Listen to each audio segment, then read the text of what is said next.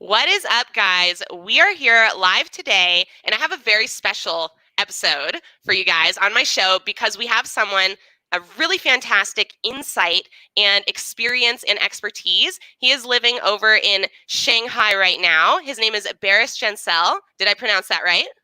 Yeah, hi, Close yes, enough. thank you, man. Hi, everybody. Awesome. And he is here to share a bunch of insights, his expertise, thoughts into what's going on in China. I'm sure a lot of you guys have been piqued in your curiosity, have started hearing more about China as honestly our global economies are starting to come closer and closer together. The entire world is really starting to do more business with each other. And I think out of that, we've all started to realize like, wow, China, what a powerhouse. Like, maybe we should all start paying a little bit more attention to what's going on over there and starting to not see it as something completely separate from the world that we exist in. So I'd love for you to go ahead, introduce yourself, tell people a little bit about kind of who you are and what you do. Oh, thank you, man. Basically, I'm being in Asia since I was exchange student internship program. I came to Hong Kong in 2000, so it's like almost 20 years. Wow. And Right. yeah, a lot of time. So I feel like myself more like Asian now, perhaps, or more like a global citizen.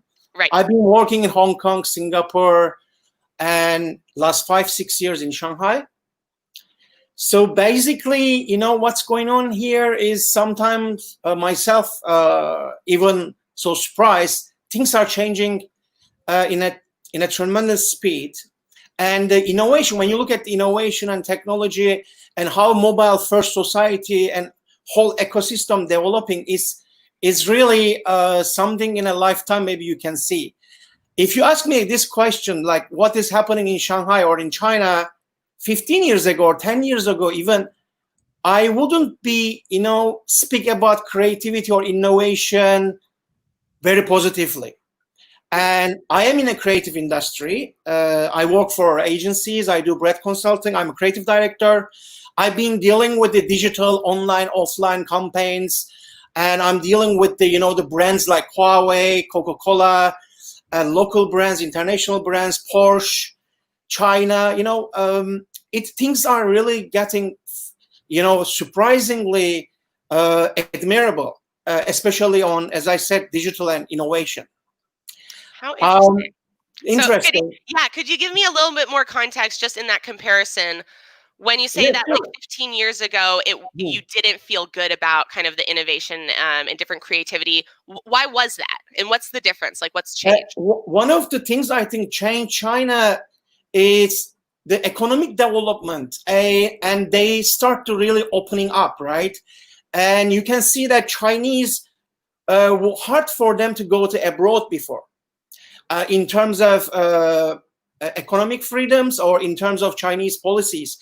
But last 10 years, you can see that a lot of Chinese tourists going out of China. Like last year, 120 million Chinese left China as a tourist, and 128 million come back China as a tourist. So Wow. that's something interesting, right? And then what is also like surprising for other countries to understand. I want to give you an example how I was very undigital. The person that really like personal interaction Right. and physical experiences when I do shopping or I'm buying things, right? Yes. At the moment, 80% of my life going on my mobile. Right. So everything started like 5 years ago, when I moved from Hong Kong again to Shanghai because of I have to, follow my assignment, and I have, Right. the things to do here. Company is assigned me to Shanghai again. You cannot believe I tell you that I didn't touch a cash last 5 years. No credit card, no bank card, no cash. All through the Everything, phone, right? everything is happening here. And whole your life, when we talk about WeChat, let's talk about WeChat. I don't want to talk about Alipay or other ecosystems, but it's happened first with WeChat, right? And everything is on the phone. I order food, or I ride a car, or I pay my utilities. I want to buy anything anywhere 24/7. You have a freedom of buying anytime and anytime of the time. Most importantly, anything you want. This is crazy, right? I mean, Yeah. anything you can imagine or you cannot imagine, you are able to do this. And yes, this has happened last 5 years. I'm not doing that. When I go back to, home, sometimes Cyprus, for holidays, I forgot carry cash. I forgot carry phone. Then people asking me like, are you crazy? My brother, like, what's going on with you? You're always not carrying money or cards with you. Because I used to so much. You know what I mean? Yeah, And, absolutely. Yeah, and I give you an example. Like 2 weeks ago, when I wake up, I look at my phone. My phone is frozen. It's nothing working. It's not working, I cannot turn on. It's just message coming in, on the iPhone. It says, you need to upload some software, or if not, you have to read something. Okay, technical problem. I have no other phone. What did you do? I'm telling you, I feel like I'm in you imagine that you're in a jungle and you lost your way and you don't know what to do. It's crazy that how we are independent. I dig around my home, I find some cash. And first time I went downstairs, I asked the apartment, the apartment reception, to let them call a car, just normal taxi that you can hail on the street. It's came to me. They arrived. I give him the money. He's like, look at me like I am psychopath. Yeah. I'm psychopath or what? Yeah. And I then, okay. So I went to Apple Store. I fixed my phone, whatever. What I'm saying is that, yeah, things are changing so much. And even the people like me, we are become not more than adaptation. We are just like, very detached, attached to the culture of mobile cashless society in China. And of course, sadly, we have this pandemic happening, right? Right. And maybe unfortunate or fortunate, not sure. I was in Shanghai. I wanted to plan the leave because it was Chinese New Year. You imagine that how many, billion of people mobile need to travel places, right? It's the biggest holiday in China. I was planning to go somewhere, but when Wuhan locked down, I said, no, I'm not going anywhere. I just scared because I don't want to take train. I don't want to be, it's just but suddenly whole province, like 100 million people over isolated, right? Right. And we still because in 2002, I was in Hong Kong, I faced the SARS. Oh, yeah. Tell us about that. Was that similar? Was it quite different? Yeah, that was very also, for me, I become very paranoid those days. I was going to the doctor every day, like if I'm sick or what, but I am, I am kind of, the person that exaggerate things and when it comes to health. But this time, I was saying, okay, we know my family calling from Cyprus. Yeah, we know SARS and something like that. Maybe it's a flu, is okay. Right. Yeah. And you're just like, nope. Yeah, no, I think it's good to err on the side of caution, right? Yeah. And then, but there is something interesting happened. Honestly speaking, I was alone whole time in February, March. My friends, either they're still somewhere in the travel, business trip or whatever holiday. Right. They are waiting to come back. Or those who came back already, like my girlfriend, not willing to go out. Right. But because not someone asking them to do it, that's what's very interesting in Shanghai. It's just like, no, I'm responsible. I don't want to go out. I said, come on, nobody outside. I'm being like lonely. I'm going crazy. Yeah. Can you imagine? Almost 2 months. Yeah. I am with my Nana, my cat, Yeah, and I start to speak the same language already with my cat. Yeah. But I am able to go out. Tricks now. Yeah. But yes, I am going out. Nobody outside. Yeah. And Chinese, suddenly, local people became like very responsible suddenly, like very caring. Yeah. Yeah. And all my foreigner friends, they left. They left. Interesting. Yeah. With the kids, with everything, they left. So I was here alone most of the time, and I was okay. I'm waiting. Should be okay. I am chasing my girlfriend. I'm chasing my friends. Right. But what started to make me get so panic attacks? I have 2 incidents. Mhm. In March, one of the person who lives here from LA, Mhm. coincidentally from LA, is a lawyer. Mhm. One day I came down, I want to go shopping. I saw all the medics suddenly. Uh-huh. You What know, was it was that? like a Yeah. shocking moment in my life, and my hands, my legs shaking, and nobody telling me what's going on. Right. Building management not telling me what's going on. And I am going panicking and freaking out, and I start Right. shouting around, what's going on? Please tell me.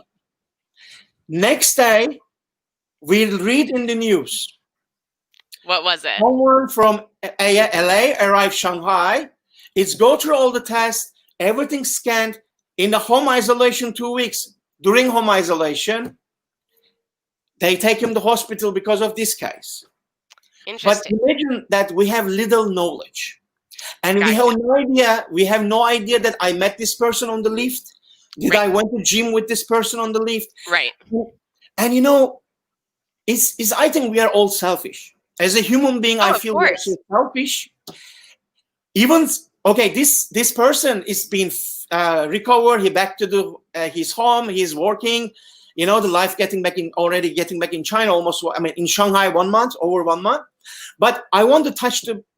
I'm jumping around the topics to topics, like, but in the same thing, I want to really kind of confess that we are the one of the. I think we are the selfish creature on earth. I told you I live with Nana, my cat, 2 months. You know, I learn a lot of things, but myself also. Those days when I go to the downstairs, the lobby, Mhm. my apartment like a United Nation. Right. In this compound, we have all kind of countries, right? Yeah. When I see my Spanish friends or Italian downstairs, are you back? When you back? Oh my God! You what was quarantina? You know, it's your friend. Yeah. Yeah. First thing I'm thinking about, oh, It's like, are someone they has going a to get me disease on sick? Like, yeah. No. You know, in the beginning, I was going to supermarket, right? I was keeping away from Asian-looking people. Right. And then lately, when I see foreigners, I am wooing away, you know, so Yeah, crazy. it's like who do you even hide from right now, right? It's like That everybody. is It's like I see crazy. coronavirus people, you know. So yeah, no, Yeah. it's really awesome. I'd love to hear more of your perspective on what are some of the things that have changed from the lockdowns from the coronavirus, and are they lasting effects, or are things kind of going back to where they were? You mean in the society or in Yeah, China? in society, like, how has this affected the way, I mean, obviously it's affected the way people interact and behave, but do you think that the effects are long lasting, or do you think that there's also like been some adaptations or innovations that have happened during this time that are going to continue to be, used and applied? Okay, for example, let's divide into an human level, and let's divide into like Right, cool. technologies or new Yeah. businesses, like, you know, what's been. So human level, I think I can really say that people become much nicer. Oh, that's awesome. Even Why myself. why do you think that is? I mean, you know, I give you example. Okay, we have Didi here. Didi acquire Uber, so it's something like that, Okay, cool. right? So normally when I enter Didi, I either I complain about something, I ask something, you know, always when every time I went to Didi, you know, oh hello, how are you, ni hao? So, you know, I am so scared, please, let's open the windows. You know, how are Right, you? Your family is okay? I'm asking him. I right. am, because everything that you're doing, that you have afraid of catching this thing, you know, Yeah, and in a way make you, you know, you don't get angry with things easily, because when I wake up in the morning, you already like so happy and grateful. Those yeah. days, you know, those days, I'm waking up in the morning and looking at my cat Nana and say, thanks God I don't have a fever. Thanks God, baby, you are next to me. I mean, in normally, right? We have Yeah. so much reasons to be upset. We have so Right. much reason to be very pessimist and not satisfied and greedy and asking a lot of things, right? But when it comes to something in the core of life, Right. we are all soft shell egg. Yes. Yes. So That's I think awesome. this is a big change, but I believe, I don't want to say I believe, but I think this change will be temporary. Mhm. once things getting back normal, then we will be again Right. grumpy. We will be again, Right. When all of a sudden it's not being grateful for being alive, but now you're stressed out because that yeah, coworker got in a fight with sure, you, or sure. because of all the other things that kind of come with our life. Yeah, I agree. I think I'm hopeful that people will always have this time to think about and reflect on and think, oh, that was actually really nice when we were all nice to each other. Yeah. And to remember, oh, I actually don't have to be upset about this thing anymore. But I also am in quite the viewpoint that I think, honestly, a lot of things are going to go back to how they were, because human beings can forget. It's one of our gifts and our curses, is we can forget very, very easily and very quickly. And I think that once people are back in the world and interacting in ways that really they find pleasure in, which again, like I think human interaction in general, we find a lot of pleasure in physically being near each other. And once people experience that again, and it's kind of taking their attention, I think they're going to have less attention to be grateful for being here, and to think about, oh, maybe I shouldn't go out there to hang out with my friends. Instead, they're thinking something like, I can't wait to hang out with my friends. It's so great. I'm going to have a lot of fun. So I agree. I think that, in terms of societal changes over here in the US that we're seeing, and I'd love some comparison on your end, I think a lot of parents are now actually questioning for the first time whether they should send their kids to school, or whether they have to send their kids to school, versus, before it was 95%, right, plus of parents are send the kids to school, that's what you do. And now, and they would never have thought about homeschooling or any other types of digital alternatives. I think before this whole thing happened, digital learning was perceived as a much less viable / really high delivering model as in-person learning. And I think during this time, people have actually realized, like, oh, actually I can learn more online because I can be more focused depending on, right, all these different things. But sometimes we can actually get very, very focused into our screen or our laptop or our computer, compared to when we're in a classroom setting and there's like all our friends sitting around us, and like the teacher's way up there writing stuff on the board. I remember getting bored so much in school when I went to school, just because it's not captivating and engaging in your face the way like this is, or my laptop is. It's just so far away visually, and there's so much other stuff to look at in your visual field. Like, how could you even really be expected to pay attention only on the thing that's like the furthest away from your face? So I'd love to know, how have the school systems been affected? Like, obviously they shut down. Are the schools reopening? What's going on with the schools over there?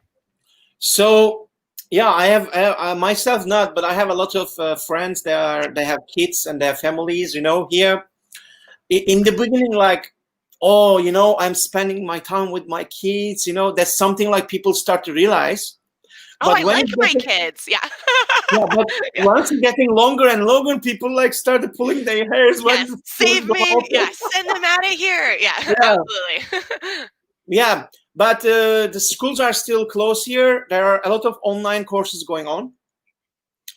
And what I was talking to Jiaotong University the other day, as I know so far, it's gonna be like June, expecting the open in Shanghai and next Beijing. June. But I'm not sure about this June or next June. This year. This year. Oh, okay. That's pretty soon. Yeah, but not sure. I mean, this is what they are. Right. That's what they're talking about. Yeah, I mean, first they were saying that end of May, but now they push a little bit more now, June, end of June, I think it's going to happen. But yes, everything is online now. And as one of the interesting things, you can see that we are actually very social animals, right? In the lockdown, people, become a broadcaster, right? Everybody on TikTok, everybody, the people that never does this, they start to sharing with people, because we have this, in our DNA, this, I think, need psychologically that we like to be shared, we like to be in connected with people, even we are physically isolated. So that's another thing I think we've seen, and it may really improve in someone's life, and other way people, I think, become more broadcaster. In a way, people become more creative. I mean, myself, I don't know how I created those amazing dishes, Uh, yeah, but I mean, that's the thing, right? I mean, yes, I'm my industry creative, what I'm earning about creative, different things. But I think I understand creativity is not a job, and everybody can be creative, and it's about lifestyle, it's about attitude towards life. Oh my So God, I I love think this. Sorry, people, I gotta jump in here because there's so much good stuff that you just shared in terms of.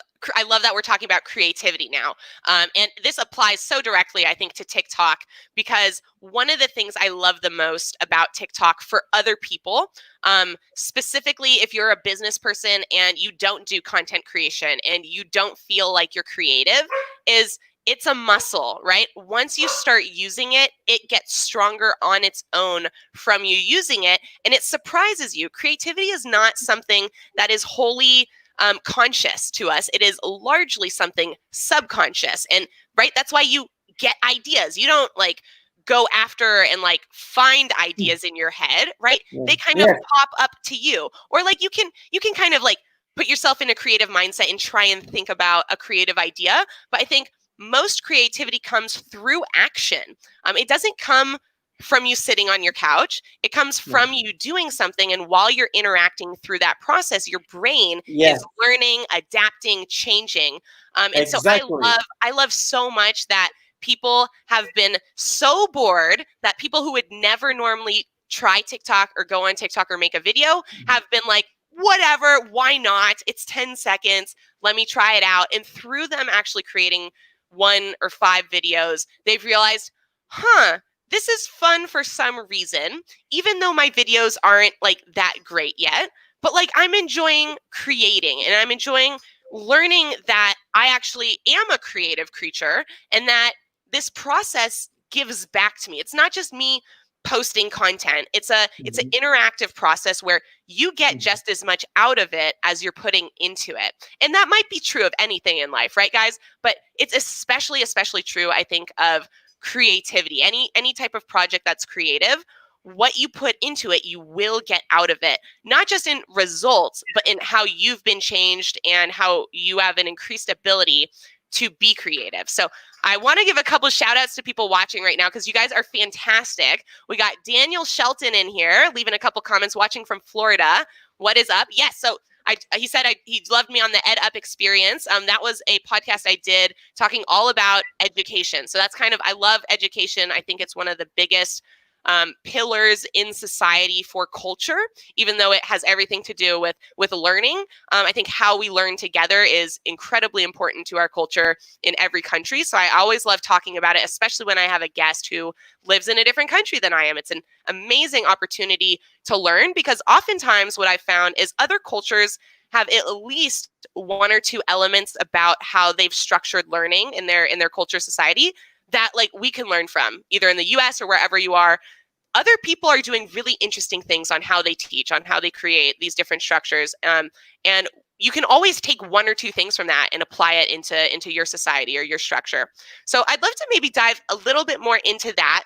I know just from like this is what they taught me in the school I went to, that the school system in China and Asia tends to be a bit different, right? There's more standardized, I think, exams that exist that are really, really important. Like here we have the SATs, but it's not like the end all be all test. I'd love to hear, what is just in general schooling like over there? Is it really competitive? Is it kind of more relaxed now?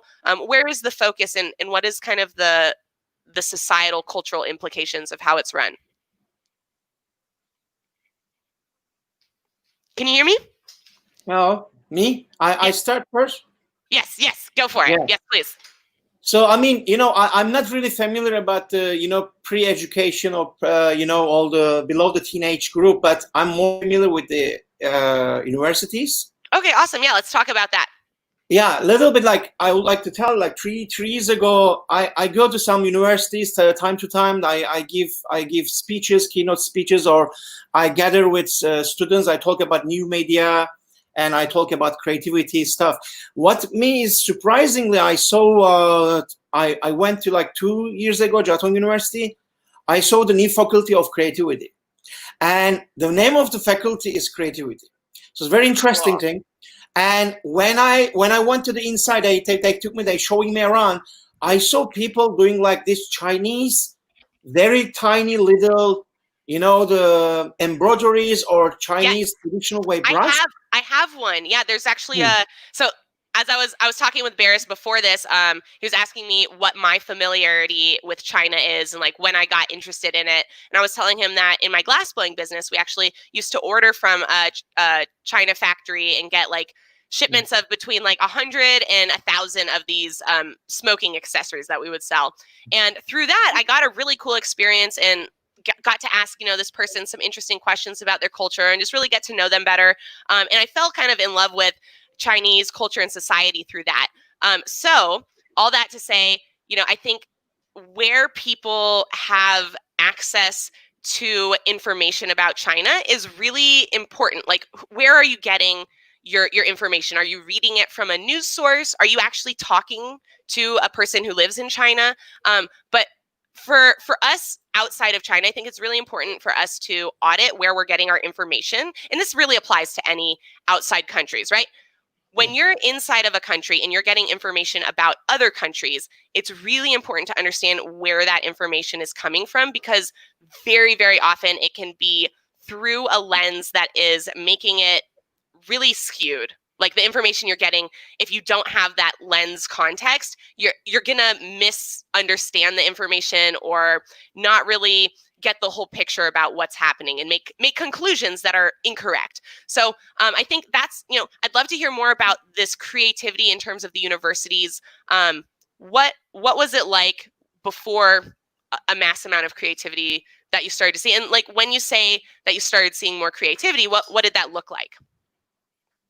I mean, yeah, I was giving you a two extreme example in the same building and they're next to each other. Okay, the Oh, class, interesting. yeah, the class where they making, Chinese painting with a brush. Next room was the AI class, and Oh, next room we cool. have a VR AR studios. So I really impressed because I believe craft, everything in the whatever technology you have, right? But you have to have the craft in the source. Yep. So in the Institute of the creativity, I really impressed, and I heard. So they told me after that, the Tencent, the Weixin Tencent and Alibaba, Coca-Cola are the part of the sponsor to build that faculty. So Oh, cool. yeah, so it is something that China taking very fast now. I mean, I cannot imagine that Right. there is AI classes or innovation things. But what helped normally it's happened other way around in other part of the world. First traditional came, craft came, stories and books and papers. Right. In China, first started to become a innovative society, big the digital. This is really interesting. And by know this, that I can say that maybe like America create the marketing, but I think China reshaping their marketing as we know it. Yeah, no, absolutely. I think so one of the reasons I brought up that story with the glass blowing is that that person who owned the factory, or they probably didn't own the factory, but was someone who took orders and went and found new clients and customers. They send me gifts like on my birthday, or I don't think I've got one in a year just because I haven't been doing business with them. But they would always send me these really, really wonderful gifts from different like factories, or factory is not the right word maybe. But there's different centers where people will do a mass number of these things, like whether it's creating teapots or whether it's I don't know the right name. It's not loom, but it's a very cool, like super, super detailed stitching that they do. I think one of the unique things about it is it's double-sided. So there's no back. Like on normal stitching, you see the back and there's a front, and on this one, it's both sides are the front, which is really, really cool. So I have one of those from, I don't remember the name of the factory or the place where it came from, but I absolutely love it. The detail and the quality of it are amazing. So they have some incredible, right? Thousands of year old, I would say, arts and crafts over in China. Yeah. Are those things that have been around for a long time relatively the same strength, or was there a period where like they really died down and you're seeing a bit of a more resurgence now? What's that been like in terms of art culture? Art culture now, I can say that Shanghai, every week hundreds of art exhibitions happening, and this is accelerating every year. Okay, interesting. So it's a really growing industry, the art industry over there. Very big industry and very fast. I mean, really, really growing.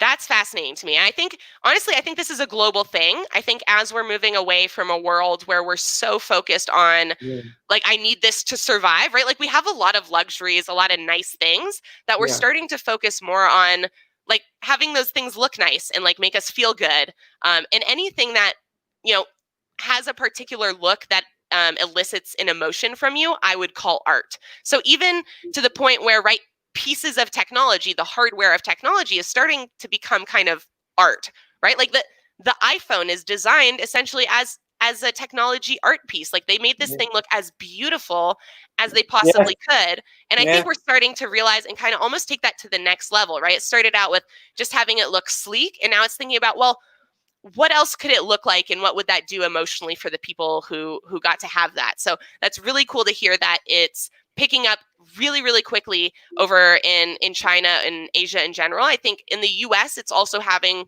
quite a boom, although it's not recognized in a collective sense as the art industry. It's really split up into like painters and glass blowers, and it's a very segmented thing. I would say, like, where I live in bigger cities, I know that there are some big art festivals and there's things here.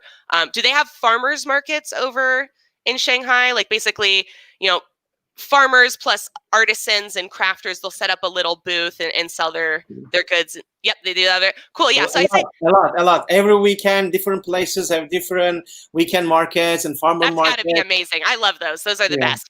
If you're watching right now, please comment. Have you ever been to a farmer's market or a craft fair? And do you like them? Do you kind of find that a fun shopping experience? Yeah, because for me, honestly, we have, and they haven't started here back up yet because of the shutdown and everything, but usually in May is when our farmers markets start. They're like a summer thing. They really don't do them in the winter at all.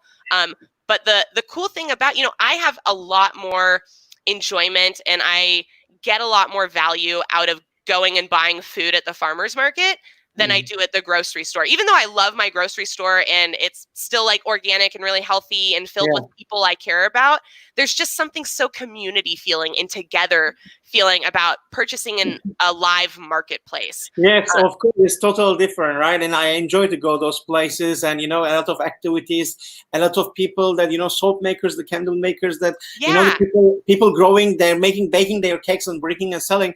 When you farmer, that is, you remind me something. During still we are in the pandemic in China, right? Still we are wearing masks. Life get to normal, but during those crazy times that were everywhere closed, I remember on Tmall and Taobao apps that farmers live connecting from their farms, like apples on the behind or cherries on the behind, and then he's promoting his products through online channel. Old farmer, like 80 years old.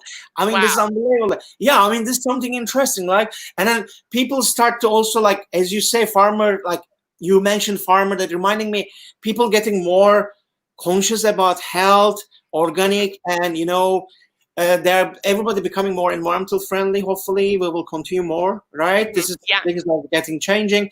And one more thing I want to add is, when we're talking about like what happened in the pandemic, what was the significant things and what's gonna taking, one thing very important. Normally Chinese e-commerce, online retail, around 30% of the economy, okay? The whole retail, let's say 30%. But with the pandemic, if not 100%, but it was 99%. Digital online sale, that was.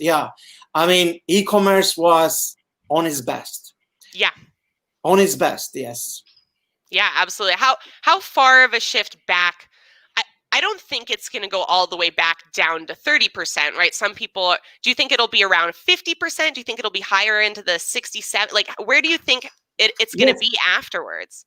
Yeah, it really depends also how the brick and mortar stores reacting, right? I mean, totally. They need to understand they should not act like stores of the 20th century. They should not act as a transactional. They have to be experiential. Absolutely. Physical stores need to be experiential. What's happening in China, what we're seeing is that the digital is pushing the the new analog, and pushing the physical retail as well to get more, better. Yeah. Because in digital, I don't know the answer why, but customer service and whole experience getting every day better and better and better.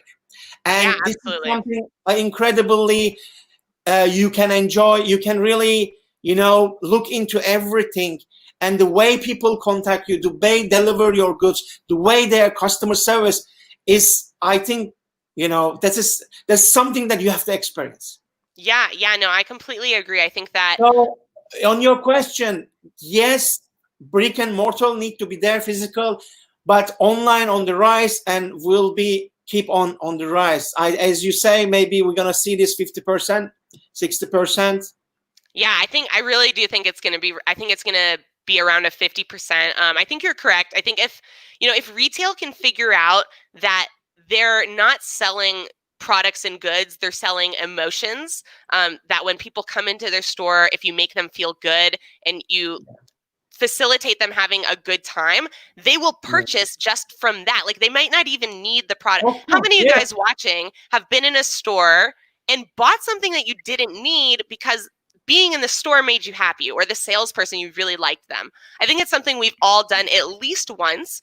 And it's something that we do, I think, like you said, much more actively online without realizing it as much, because we like how people talk to us in certain ways online. And it's predictable. It's much more systemized than, I would say, a physical location where there's much more an element of variability between which clerk I'm going to get checking me out or helping me in the store, or how that person feels that day. And I can sense it because I'm physically there. No matter, they're still saying the same nice thing, but like their attitude sucks, right? You can feel that in person. You cannot feel it online. If someone sends you a message and it's a nice message, you imagine them saying it to you with the same energy they would if it was in person.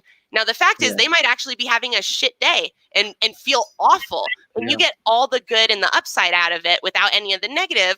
And I think that's a really cool thing about digital, is you can really purposefully craft communication and experience. Yes, and I want to give you a few good examples in China, in Shanghai. Okay. Oh, awesome. Yes. And who is really doing who is really like into the future of retail as a brick and mortar stores?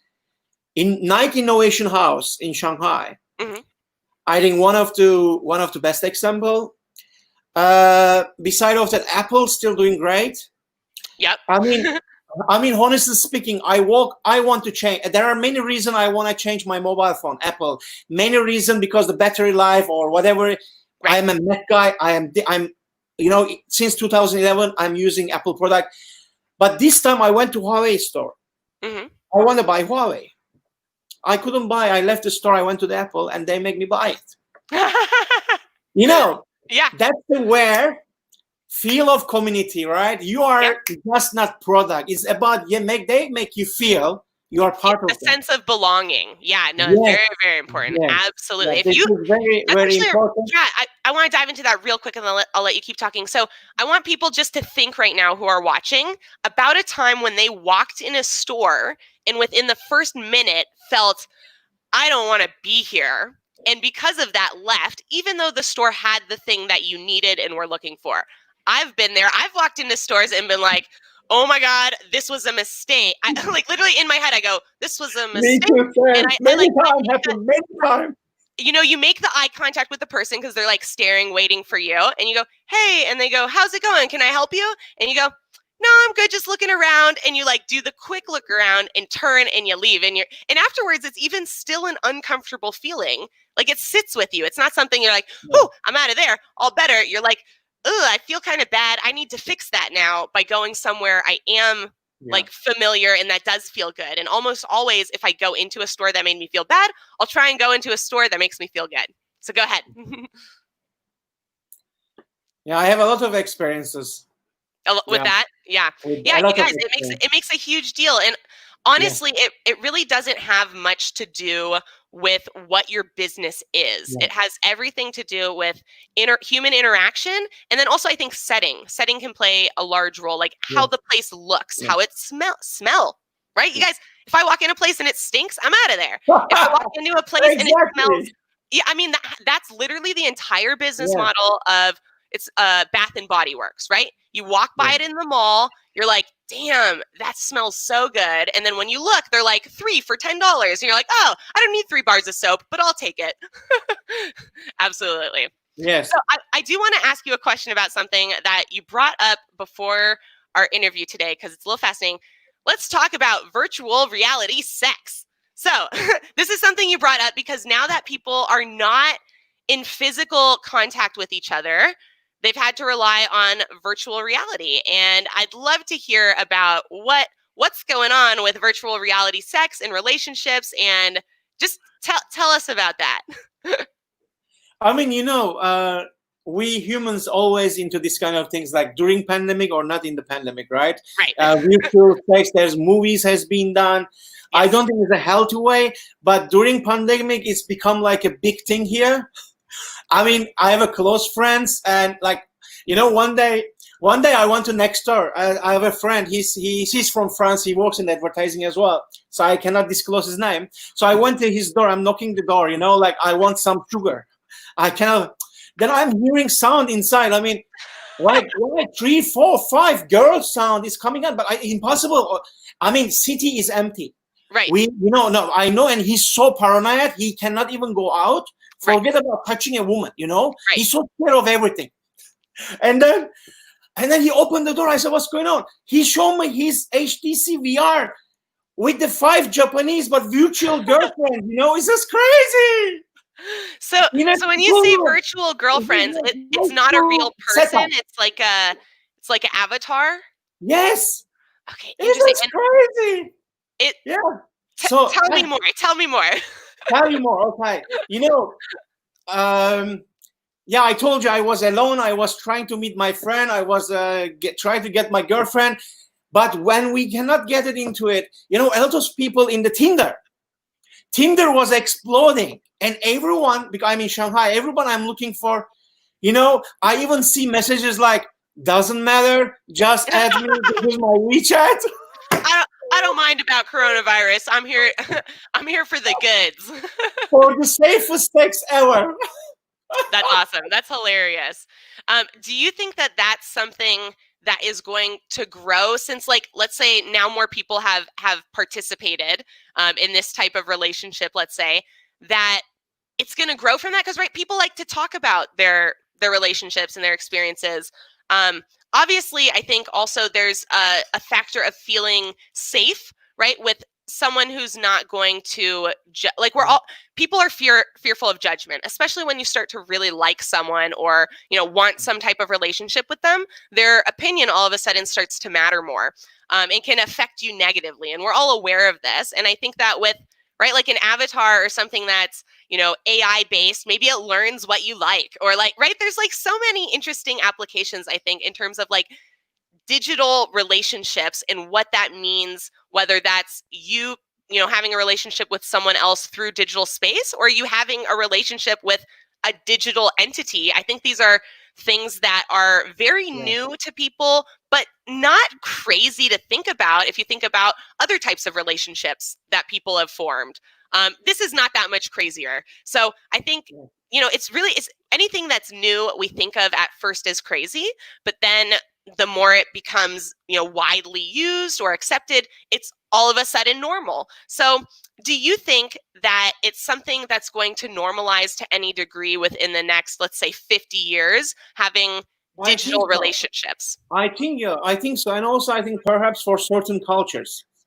Okay, tell me more about that. Why certain cultures and not others? Because maybe, no, I mean that it will be nice, better for some certain cultures, like conservative cultures or very, patriotic cultures, like let's say Middle East, India, you know what I mean, where the men and women really living in a distant places, right? Right. I mean, very traditional cultures. I think in US you have some areas that's I don't know how to call these people, but so you understand what I'm talking about. And because of that, a lot of rapes happening. Because of that, people go and have intercourse with animals. That is true. Yeah. Because they are normal, they don't have a healthy relationship. I mean, think about also Catholic Church. How many boy cases we heard from Germany, Australia, right? I mean, when you're doing something against the human nature, Right. then this explode in a crime or something. But when we have these new technologies coming and getting better and easier to access, I think it will be very better, very good for the conservative cultures. Cool. Yeah. No, I think that's a really interesting point. I think, Very interesting point, yes. yeah, again, it's like, it's the idea of it being safer online to Yeah. be you, almost like that because it's not exposed for everyone to see, it's right in your own digital space, so to speak, in a private space, that more things are allowed or acceptable. And because of that, it gives people the freedom to express themselves. I think it really all comes down to self-expression, right? I think, relationships are a form of self-expression. Yes. Yeah, sexual intercourse is a form of self-expression. And when you literally cannot express yourself, it comes out in, I think, really negative ways. Yeah, crime, just, not caring and hurting other people. Many bad things come out of it. And having a safe place to do that is the crucial element. Like you cannot do certain things that you might want to do in these cultures, right? To the point of like, maybe you just want to wear some sexy clothes and feel like good and sexy about yourself one time. Like you can't do that in certain cultures. It is not like, you just can't. You wouldn't even think about it. And to be able to have that feeling inside you that you can't get rid of, I think it probably leads to a lot of like the bad things that are happening in the world. And if we can resolve that issue of, self-expression on a relationship or a sexual level, I think that would be huge. Yes, So I love your point of view. I love the optimism with it. I'm gonna get to wrapping this up because we've had honestly, I could talk to you forever. There's so many fascinating things to touch into here. But to close up, I want to ask you, out of this whole quarantine, what are, let's say, 3 good things that you really see have come out of it? Obviously, there's many bad things. People lost their jobs. Some people lost their lives. People are under amounts of stress that they haven't been under previously. But what are 3 good things that you think have come out of this? 3 good things that I think of when this pandemic happened, right? Yeah, absolutely.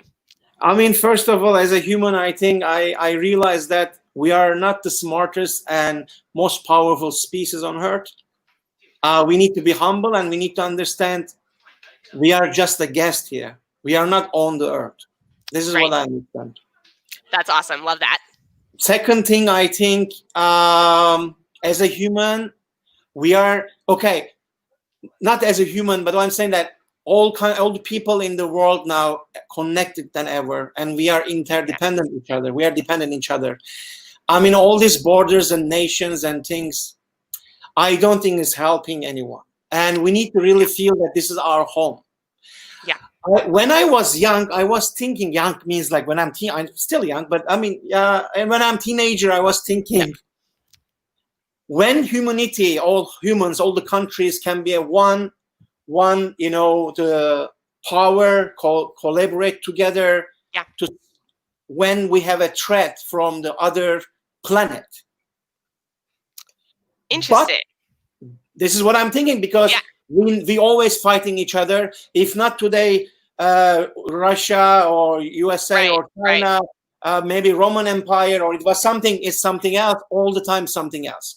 Yeah. And I was thinking, like, what can us unite when we have a threat from another galaxy or planet? But with this pandemic, sorry, I don't believe anymore. Because we, against this virus, we fail to unite and fight together. Right.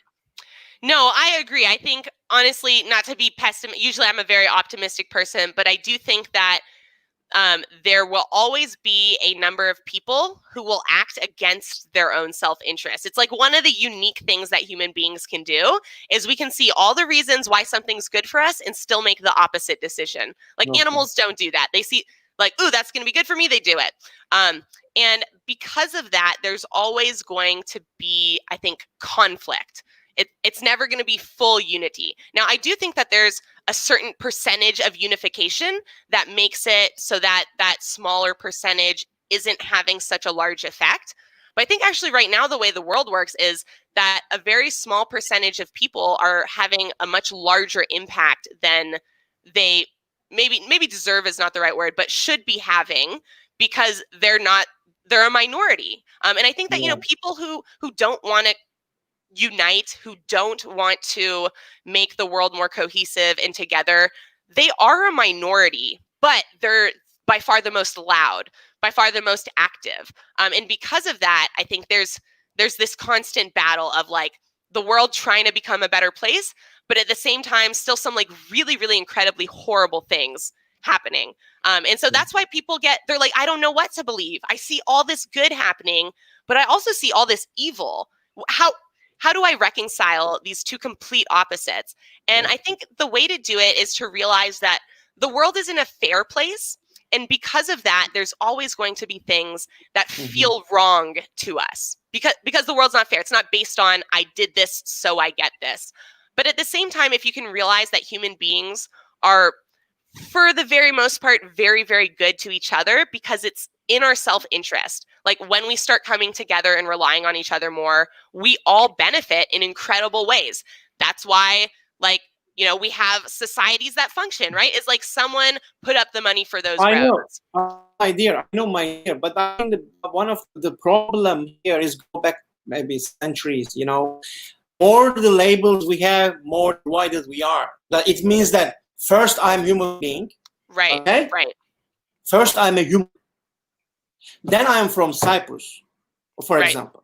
Right. Then I am Turkish, whatever, I'm Chinese, whatever, right? First. Yep. We need to realize that the more labels we have, religion, all kind of labels is dividing us. It's supposed to be united. I think this is something wrong there.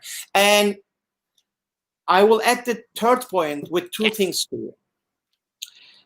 13 years ago, you can find, I wrote it online, you can find it.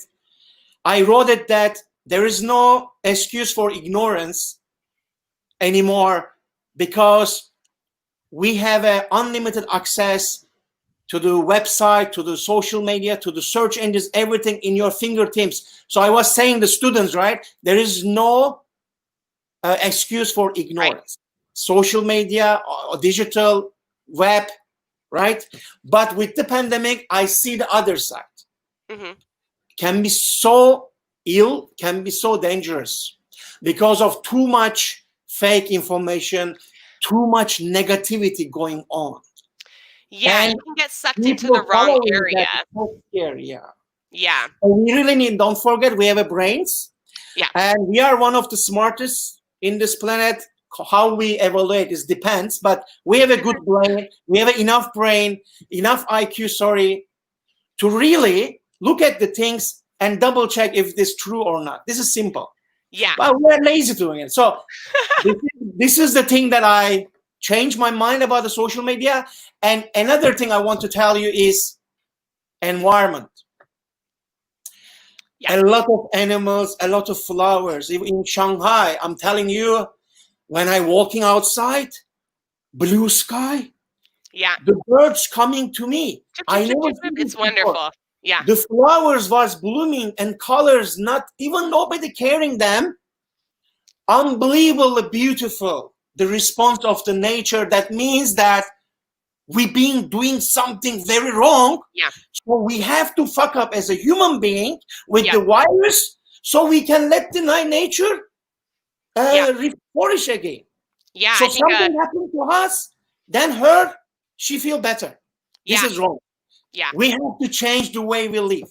Yeah. No, I completely agree. I think it's something like 15% drop in carbon emissions globally since this whole thing. So I agree. I've been fortunate to get to experience some really cool hikes in nature recently. And aside from a few ticks that ended up on me, the amount of birds, the amount of flowers is just unbelievable out there right now, because everything is blooming in such a beautiful way. The air is just so fresh. Yes. It's amazing. We just need to leave them alone. They do very well without us. They do very well without us. Yeah, they grow on their own. They don't need us to water them or nothing. Yeah, absolutely. Yeah. Awesome. So to wrap this up, if people want to find out more about China, if they want more info about you, to get your advice and experience, how can they reach out to you? What's the best way to get in touch with you? No problem. I can give my LinkedIn or email address or my WeChat or my Instagram or Twitter is okay. Anybody can reach me in LinkedIn also fine. Very good. I'm more active in LinkedIn than Facebook. I'm active on Instagram. I like visual communication more, perhaps. What's your Instagram handle? Is it your name, or is it something different? AOI. Like I will write AOI. AOI. Cool. I'll type it in here. Wait a minute. I'm continuing. A for Apple, O for Osaka, I for Istanbul, B for butterfly, A for Apple, R for Roger, I for Ivy, S for sugar. So my first name, first AOI is in Japanese means blue. So I'm coming from Blue Ireland, right? So it's just kind of like merch. Yeah, Aoi is blue in Japanese. So AOI Barish for my first name at me.com. At me.com. Cool. Or you can use without at me.com. You can just use that. You can reach my Instagram. AOI Barish. Awesome. Sweet. I've got that up in the chat for people to check out. You guys, thank you so much for joining us today. There was some really interesting info here. I think we should all, think more about the global economy, think about how, this whole pandemic has really brought some amazing things like gratitude and kindness out of it, and how we can really keep the good things and let go of the bad as we move forward in our society. Thank you guys so much. Thank you, Baris, for being on here with me today. And you guys have a great one. We will see you tonight live at 5. I have another guest coming up. So you guys have a fantastic day, and get at me if you need any help with anything at all.